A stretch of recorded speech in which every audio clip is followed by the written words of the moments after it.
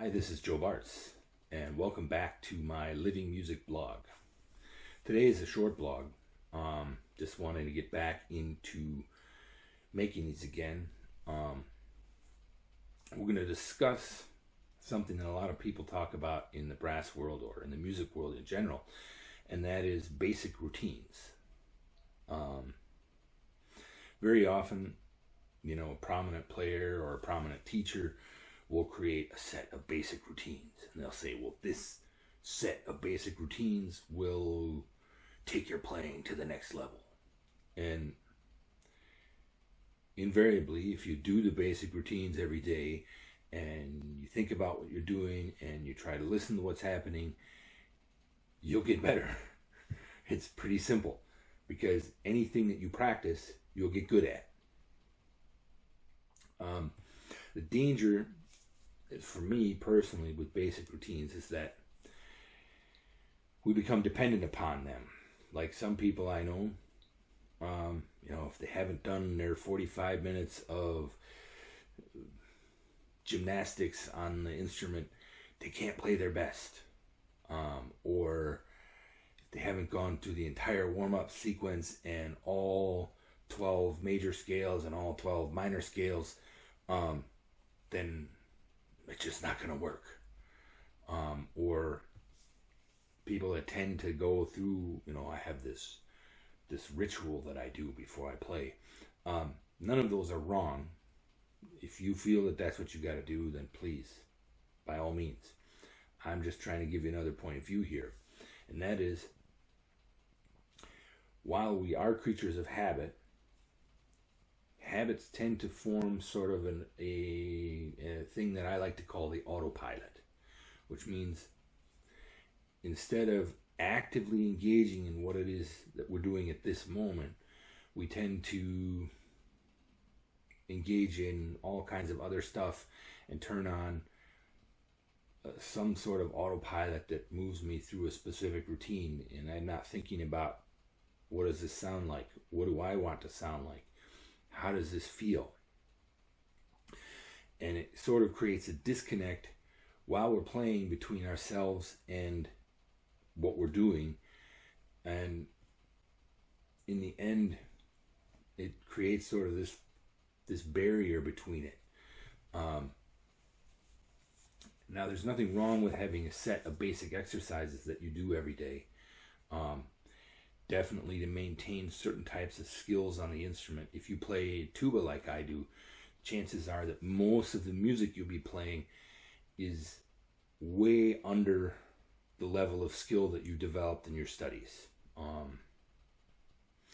Some of the music in orchestra playing is challenging, but technically speaking, most of the standard repertoire for the tuba in the symphony orchestra is not very difficult.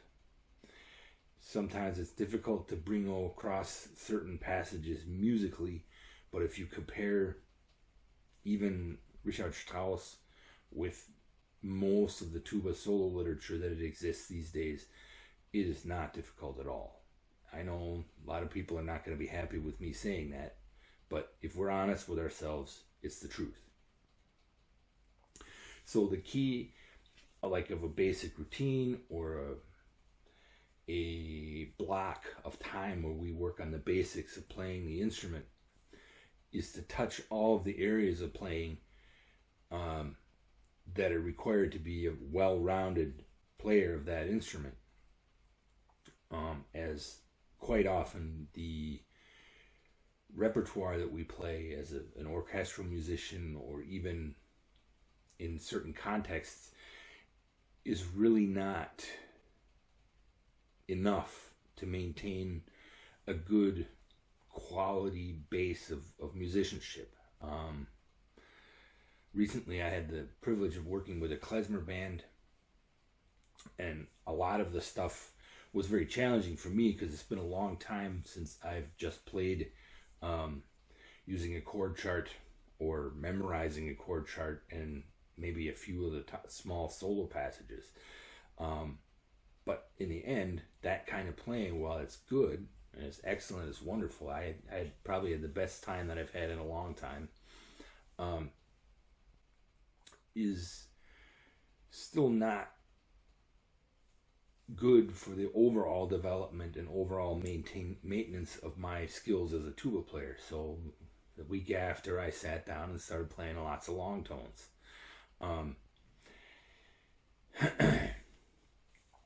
Over the years, I purchased a different number of varying routines from various people. Everything from a very compact warm-up routine that lasts maybe 10 or 15 minutes that covers really all of the major skills except for maybe long tones, although they could be built into some of the other exercises, or some longer routines like the tuba routines from David Vining.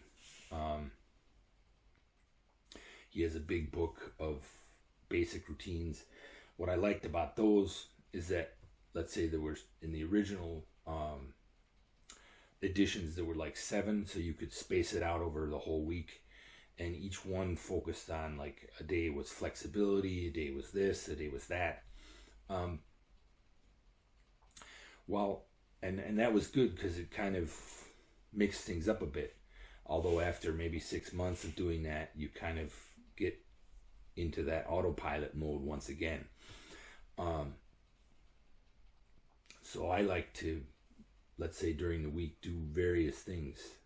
Go from this one guy's routine today, and then maybe another guy's routine the next day, and another guy's routine the day after, to try and really go at the playing of my instrument from a variety of different angles. All the while trying to maintain a sense of relaxed awareness of myself and in the room around me.